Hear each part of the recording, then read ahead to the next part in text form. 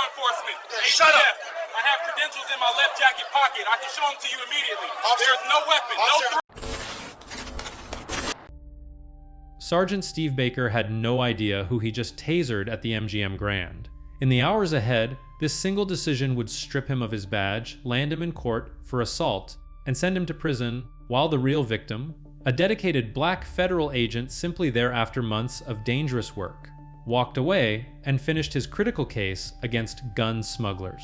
This is the story of how one white officer's bias turned a night of music into a nightmare of injustice. Before I continue, let me ask you, have you ever been treated unfairly by someone in power who seemed to judge you before you even spoke?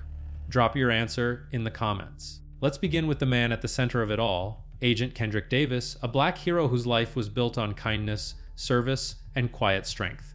Born on May 8, 1986, in Birmingham, Alabama, Kendrick grew up in a close family where his father worked as a city bus driver and his mother taught elementary school.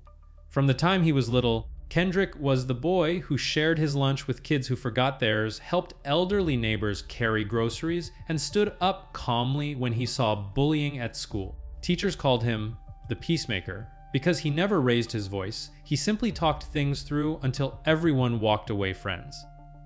At 17, after graduating high school with honors in 2004, Kendrick enlisted in the United States Army. He pushed himself through the toughest training and earned his Ranger tab in 2006. During his 8 years of service, he completed 3 deployments, earning the Bronze Star for leadership under pressure and the Purple Heart after an injury that left him with a slight limp on rainy days. Fellow Rangers remembered him as the soldier who always checked on his team first, who sat with scared young privates at night and told them stories to keep their spirits up, who volunteered for extra duties so others could call home. Kendrick never saw color or rank when someone needed help, one former comrade later said.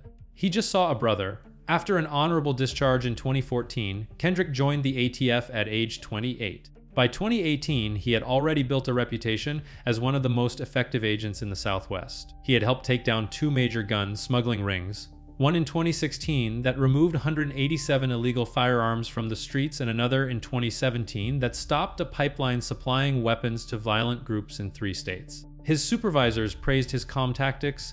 He preferred hours of patient surveillance and smart evidence collection over any show of force. In every report, his name appeared with the same note: Agent Davis D. escalated the situation without incident. But Kendrick's greatest pride was his family. Married to his college sweetheart, Vanessa, since 2012, the couple had 2 beautiful children, 6-year-old Marcus Jr. and 4-year-old Layla. They lived in a quiet Las Vegas neighborhood where Kendrick coached his son's T-ball team every Saturday morning, read bedtime stories every single night, and never missed a school play. Neighbors adored him. He spent his off days fixing single moms' broken cars for free, organizing free community cookouts for veterans, and teaching local teens about staying away from street crime.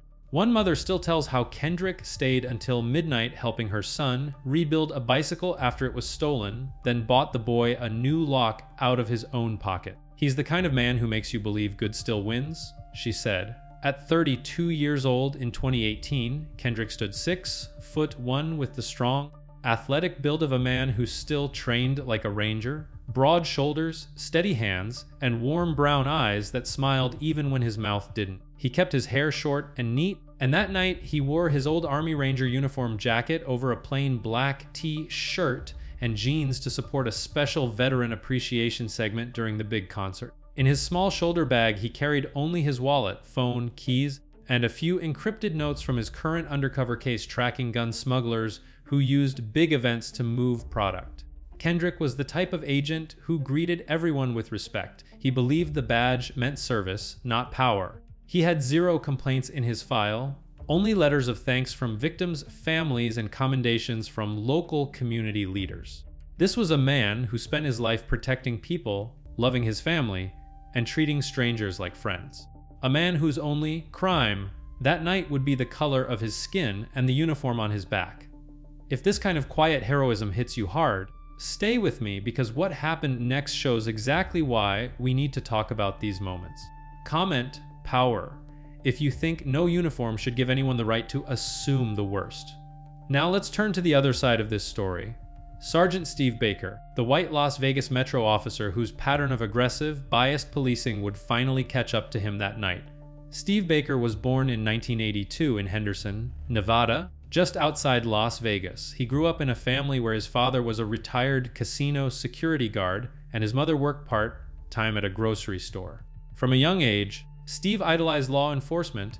He collected police patches, watched every cop show, and dreamed of being the guy who kept order. He joined the LVMPD right after high school in 2000, starting as a cadet and rising to sergeant by 2010. On paper, his record looked solid: over 500 arrests, several commendations for quick action, and a reputation among some colleagues as someone who didn't back down. But dig deeper and a different picture emerges. In 2009, Baker was involved in a pedestrian stop of a black teenager walking home from a convenience store. Body cam showed Baker demanding ID without reasonable suspicion, then escalating when the teen asked why. No weapon, no drugs, just a bag of chips and a soda. The teen was released after 20 minutes, but Baker wrote him up for obstructing. The complaint was dismissed internally. In 2012, during a routine traffic stop on a black driver for a broken taillight, Baker pulled the man out of the car within 30 seconds, handcuffed him roughly, and searched the vehicle without consent. Dashcam captured Baker saying, "I know your type. Always got something." Nothing was found. The driver filed a complaint. Baker received only a verbal warning. 2014, at a crowded casino entrance, Baker detained a black veteran in a wheelchair for suspicious behavior. The man was waiting for his wife. Baker cuffed him to the chair for 15 minutes until backup arrived. Video from a bystander showed no threat. Internal Affairs called it poor judgment, no discipline. 2016 brought the first real red flag. During a domestic call, Baker arrived and immediately targeted the black husband, ignoring the white wife's pleas that it was just an argument. He tased the man twice while he was on his knees complying. The wife later said her husband never raised a hand. Baker claimed he feared for his safety. The department paid a small settlement of $45,000 quietly. Then came 2017.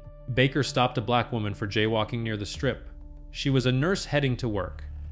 Body cam audio captured him mocking her accent, asking if she was legal, and searching her purse after she refused consent. No contraband, she sued. The city settled for $92,000 in 2018, but Baker faced no suspension, just additional training. By 2018, at age 36, Baker had a thick file of complaints, at least 11 from black and Latino citizens alleging excessive force, racial profiling, and verbal abuse. Supervisors noted a pattern of escalation, yet he remained on patrol. Colleagues described him as old school tough, but others whispered he saw threats where none existed, especially when the person was black. He stood 5'11", stocky build, buzzed blonde hair turning gray at the temples, pale skin that flushed red when angry, and cold blue eyes that rarely softened. That night at the MGM Grand, Baker was working event security for the big concert, a sold-out veteran tribute show. He patrolled the concourse in full uniform, dark navy shirt, badge gleaming,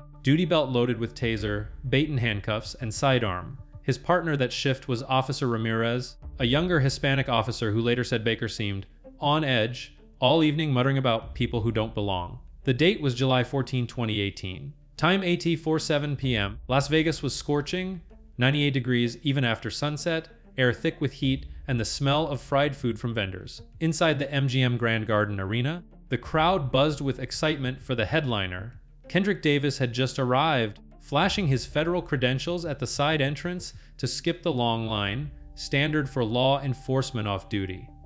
He planned to watch the veteran segment, then head home to Vanessa and the kids. His small black tactical shoulder bag hung loosely at his side. Baker spotted him from 30 yards away, tall black man in what looked like military gear, bag on shoulder, moving confidently through the crowd. To Baker, it screamed threat. He radioed Ramirez, got eyes on a possible armed subject, military-looking jacket, carrying a bag. Black male, mid-30s. No description of suspicious behavior, no furtive movements, just presence. Before I continue, have you ever watched someone get judged instantly because of how they looked? Type, seen it. In the comments if this hits close to home. Baker moved in fast, cutting through the crowd like a shark. Kendrick noticed the officer approaching aggressively and stepped to the side to let him pass. Polite, calm, the way he was raised. But Baker wasn't passing. He closed the distance in seconds. Hands where I can see them! Step over here now. Kendrick raised both hands slowly, palms open, voice steady and respectful. Officer, I'm federal law enforcement, ATF. I have credentials in my... Shut up! I said step over here! Kendrick complied, moving toward the wall as instructed, still hands visible. The crowd began to notice. Phones came out. Baker's hand was already on his taser. Comment, profiled. If you believe this stop had nothing to do with any real threat, Baker's hand was already on his taser. In one sharp, aggressive motion, he ripped the yellow and black device free, the electrical arc already crackling and warning under the bright concourse lights. His face flushed deep red, jaw clenched tight, the same cold blue eyes that had stared down so many black men in his past complaints now locked on Kendrick like a target. Turn around! Face the wall right now. Hands behind your head. Baker barked, voice loud enough to cut through the distant thump of concert music.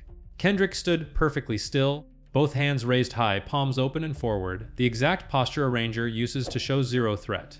His voice remained calm, steady, almost gentle.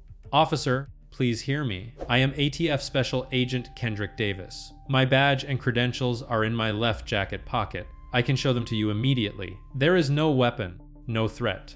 Baker stepped in fast, boots slamming the tile, chest puffed out, one hand on his duty belt. Shut your mouth! I don't want to hear your stories! That bag looks heavy. You carrying something you shouldn't. Drop it slow?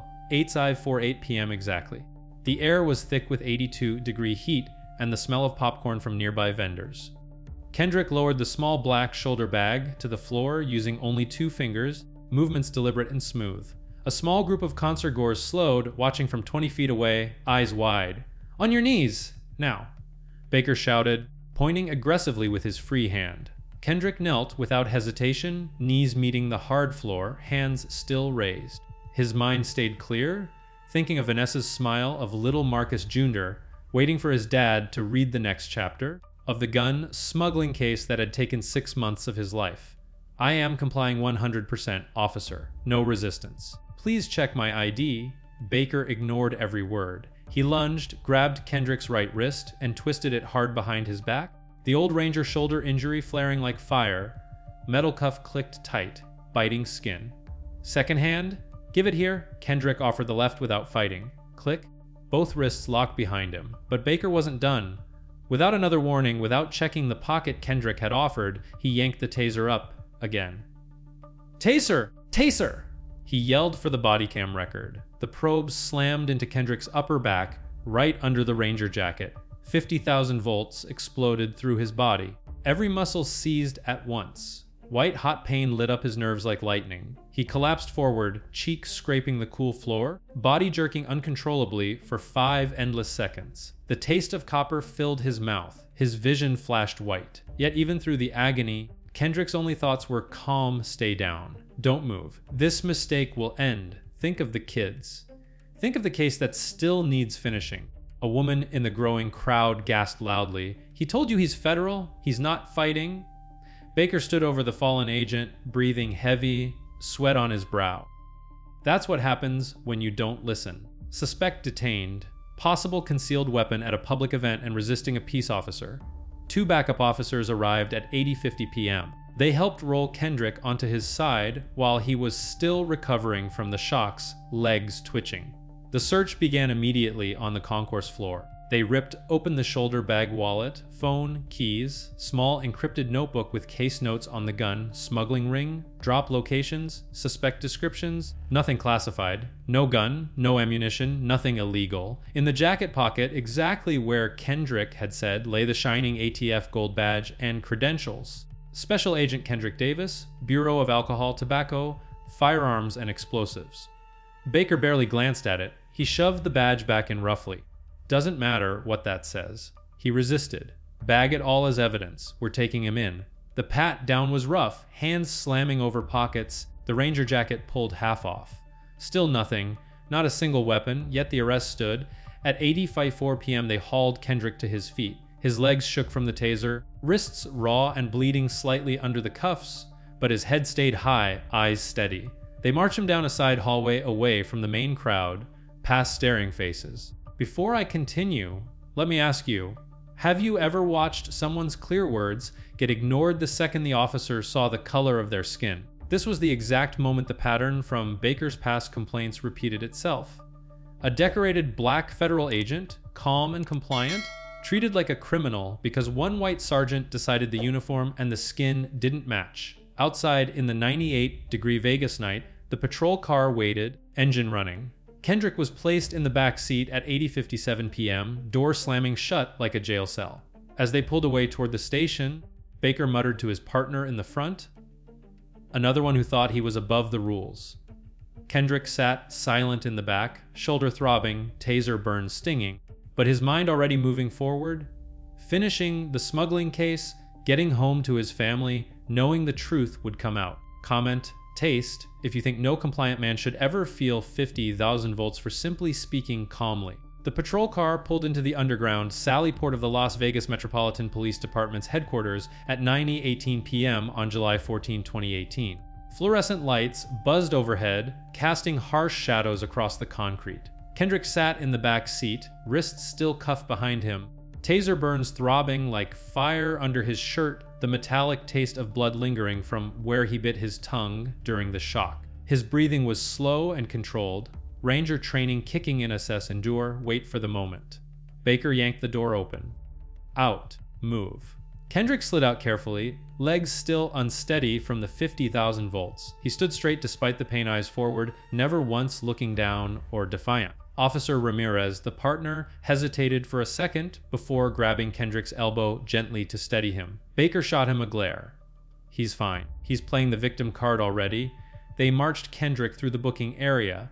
Fluorescent glare, smell of bleach, and old coffee. A female desk sergeant glanced up, saw the ATF badge now dangling from Baker's hand like an afterthought. What's this one for? Resisting concealed weapon suspicion at MGM Grand. Taste for non-compliance, Baker said flatly. The sergeant raised an eyebrow at the credentials. ATF, federal? Baker shrugged. Doesn't change the charges. Process him. At 19:23 p.m., they removed the cuffs long enough for fingerprints and mugshots. Kendrick cooperated silently, turning left, right, chin up. The flash popped. His face showed no anger, only quiet resolve. The booking photo would later become evidence in court, a composed black man in a Ranger jacket, slight sweat on his brow, eyes clear and unflinching. They placed him in a small holding cell at 9:31 p.m. Concrete bench, no window, single bulb overhead. The door clanged shut. Kendrick sat, back straight, hands folded in his lap now that the cuffs were off for the moment. He closed his eyes briefly, picturing Layla's bedtime storybook open on her pillow, Marcus Jeaner's gap-toothed grin after T-ball. The pain in his shoulder and back pulsed with every heartbeat, but he breathed through it. No cursing, no demands, just patience. At 10:12 p.m., 5 minutes after booking, two detectives entered the interview room where Kendrick had been moved. Detective Laura Chen, a sharp Asian American woman in her 40s, and Detective Mark Ellison, white, mid-50s, both in plain clothes. They carried folders and a recorder. Chen spoke first, tone neutral. Agent Davis, I'm Detective Chen. This is Detective Ellison. We've reviewed the initial report. Sergeant Baker claims you resisted a lawful order and he had to deploy his taser. He also says you refused to identify yourself properly. Kendrick met her eyes calmly. Detective, from the moment Sergeant Baker approached me, I identified myself as ATF Special Agent Kendrick Davis 3 times. I told him my credentials were in my left jacket pocket. I raised my hands, dropped my bag as ordered, knelt as ordered, and gave both wrists without any resistance. The only words I spoke were calm explanations of my identity and compliance. I never raised my voice, never moved aggressively, never refused an order. Ellison leaned forward. Buddycam shows you talking back after he told you to shut up. I corrected him politely when he called me a suspect without cause. I offered my badge immediately. He never looked at it until after the taser deployment, and the search found nothing. Chen flipped open the folder. No weapon was located. Bag contents, personal items, and case notes. ADF badge confirmed valid. We pulled your service record. Clean commendations, no complaints. Ranger veteran. Why do you think this escalated so fast? Kendrick paused, choosing words carefully. I believe Sergeant Baker made an assumption the second he saw me. Tall black man, military-style jacket, shoulder bag at a crowded event. He radioed me as a possible armed subject before I even noticed him. There was no furtive movement, no bulge, no report of a gun, just my presence. That assumption turned into force before any facts were checked. Ellison sighed. We've seen his file. Multiple complaints over the years, mostly from people of color. Pattern noted, but never fully addressed. Before I continue, let me ask you, have you ever felt like the rules changed the moment someone in uniform decided who you were? At 10:38 p.m., they uncuffed Kendrick completely and offered water. He declined politely, stomach still knotted from the taser aftershocks. Chen stepped out to make a call. When she returned at 10:51 p.m., her face was serious. Agent Davis, we've contacted your supervisor at ATF field office. They're sending someone down. We're also pulling Baker's body cam and every available angle from MGM security. This doesn't look right? Kendrick nodded once. Thank you. I just want to go home to my family tonight. And I have an active case. Gun smugglers using events like tonight's concert to move inventory. I need to get back on it. Chen's eyes softened slightly. We'll do what we can to expedite this. But upstairs, in the sergeant's office, Baker sat with his union rep, arms crossed, insisting the use of force was justified. He didn't comply fast enough. Looked like he was reaching. I feared for public safety. The rep nodded along, but even he looked uneasy when the lieutenant walked in with a grim expression. Steve, ATF is involved now. Feds, this isn't staying local. Baker's face hardened. Then let them prove I did anything wrong. At 11:07 p.m., the lieutenant's office door opened. Two men in dark suits stepped in. Special Agent in Charge Michael Torres from the ATF Las Vegas Field Division, and Supervisory Special Agent Rachel Nguyen from the local FBI Joint Task Force on Firearms Trafficking. Torres, a stocky Latino man in his late 40s with salt and pepper hair and a no-nonsense stare, carried a thin file. Nguyen, mid-30s, Asian, American, sharp features, moved with quiet authority. The lieutenant stood quickly. Agents, this is unexpected. Torres didn't smile. Unexpected is one word for it. We've got an active undercover operation, 6 months deep, and one of our best agents is sitting in your holding cell after being tasered for existing at a concert. We want him released. Now, and we want every frame of video you have. Baker, still seated with his union rep, stiffened. He resisted. Protocol. Nguyen cut him off, voice like ice. Sergeant Baker, your body cam audio has already been reviewed.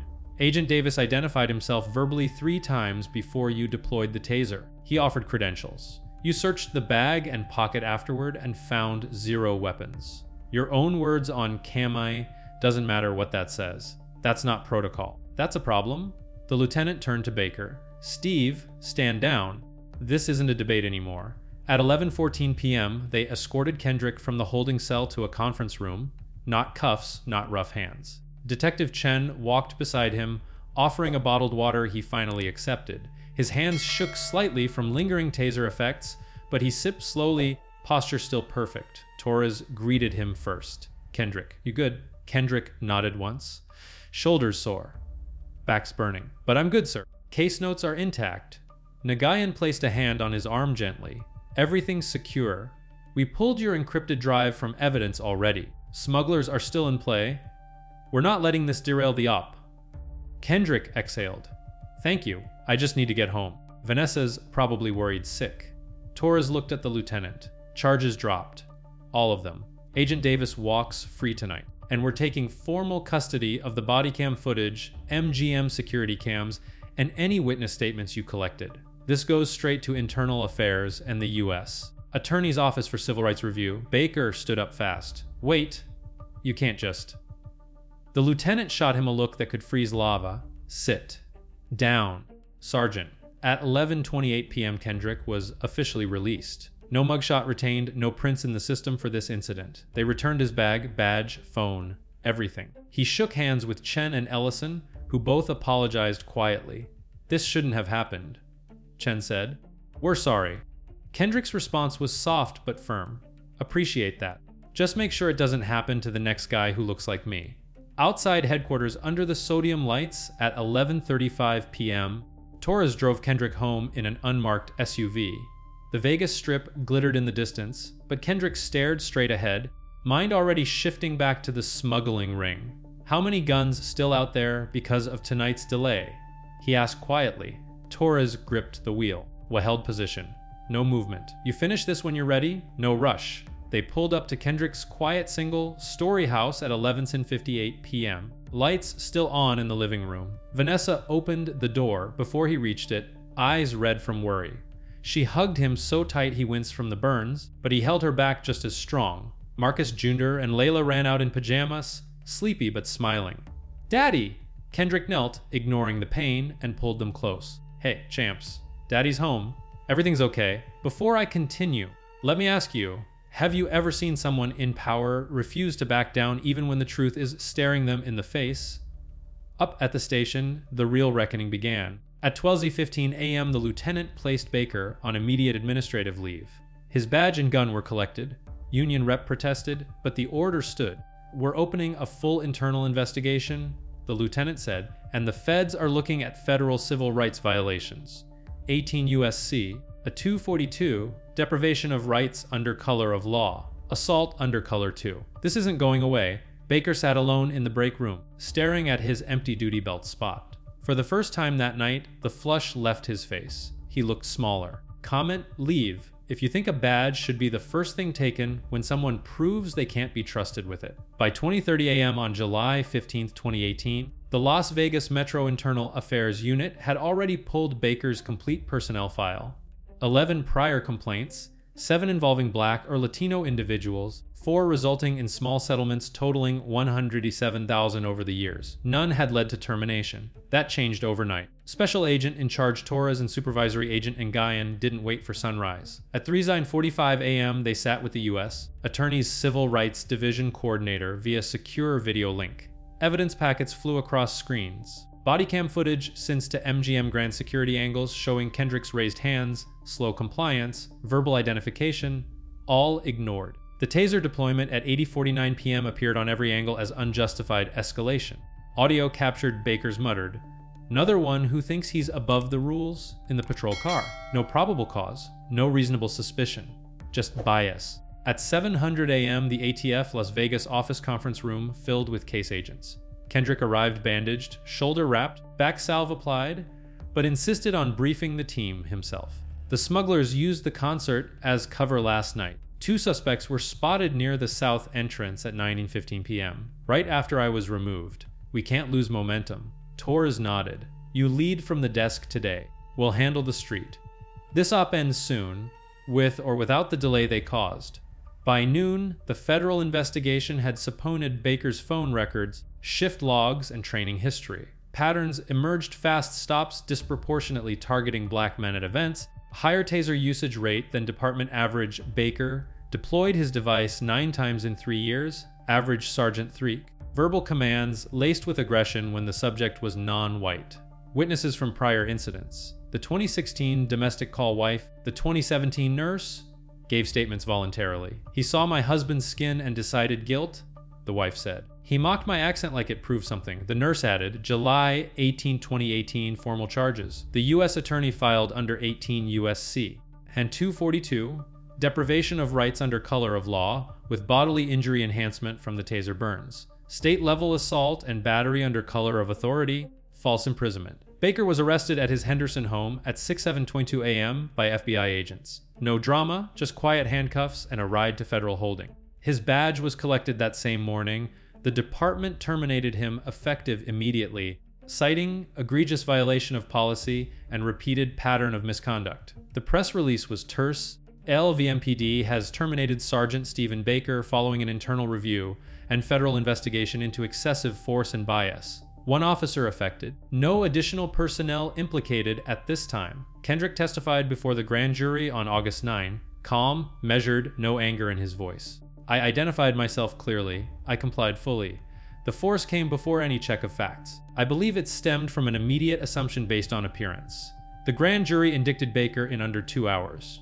Trial began October 22, 2018 in federal court. Prosecutors played the body cam in silence. 30 seconds of Kendrick's polite offers, Baker's barked orders, the crack of the taser. Jurors watched Kendrick collapse, heard his muffled groan. Defense argued split second decision and perceived threat. Cross-examination shredded it. Why ignore the offered badge? Why radio possible armed subject before any observation? Baker took the stand, voice steady at first, then cracking. I thought he was reaching. No one believed it. Verdict guilty on all counts. Sentencing December 14, 2018. Judge Elena Ramirez, no relation to the partner, spoke plainly. This was not a mistake. This was a choice rooted in prejudice that endangered a dedicated public servant and eroded trust in law enforcement. Baker received 42 months in federal prison, followed by 3 years supervised release. Badge permanently revoked. No early out. Before I continue, have you ever wondered how many times a pattern like this repeats before someone finally pays the price? Kendrick returned to full duty December 20. The gun smuggling case closed January 5, 2019. 23 arrests, 4 well-12 illegal firearms seized, 3 states' supply chains dismantled. He received the ATF Director's Award for Exceptional Service, but turned down the ceremony. Give it to the team, he said. They carried it while I was sidelined. At home, life normalized slowly. Vanessa checked his burns every night for weeks. Marcus Jenner asked why Daddy had boost from work. Kendrick answered honestly but gently. Sometimes people make wrong choices. But the truth always comes out and good wins. Comment guilty. If you believe 42 months is the minimum price for turning a badge into a weapon of bias. Kendrick Davis returned to quiet heroism. By March 2019, he was back in the field full-time, shoulder healed. Burns faded to faint scars he never mentioned. The gun smuggling ring that almost slipped away because of one biased stop became his most significant takedown, 23 defendants convicted, sentences ranging from 7 to 22 years, 12 firearms removed from circulation, and 3 interstate pipelines permanently shut down. ATF director awarded the entire team the Gold Medal of Valor. Kendrick accepted it privately, crediting his partners who held the line while he was wrongfully detained. Las Vegas Metro Police Department implemented mandatory bias training refreshers for all officers in Q1 2019, with a new policy requiring immediate supervisor review of any Tasered deployment involving identification claims. They created a civilian oversight board review panel specifically for use of force complaints at public events.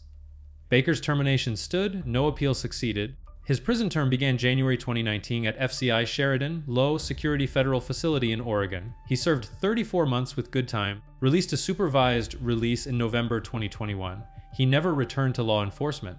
His name appears in federal civil rights violation databases as a permanent record. On February 12, 2019, at a joint ATF-DOJ press conference in Las Vegas, Kendrick stood beside Special Agent in Charge Torres and U.S. Attorney Nicholas Trutanich. Cameras rolled. Kendrick spoke last, voice steady and measured. I joined public service to protect people. First as a ranger, then as an ATF agent. That night at the MGM Grand, I was simply there as a veteran honoring other veterans. I identified myself clearly, complied fully, and still ended up on the ground from a taser I never saw coming. This wasn't about one bad decision. It was about a pattern of assumptions that too often fall hardest on people who look like me. I'm grateful the truth came out quickly, that my colleagues held the line on our case, and that accountability followed.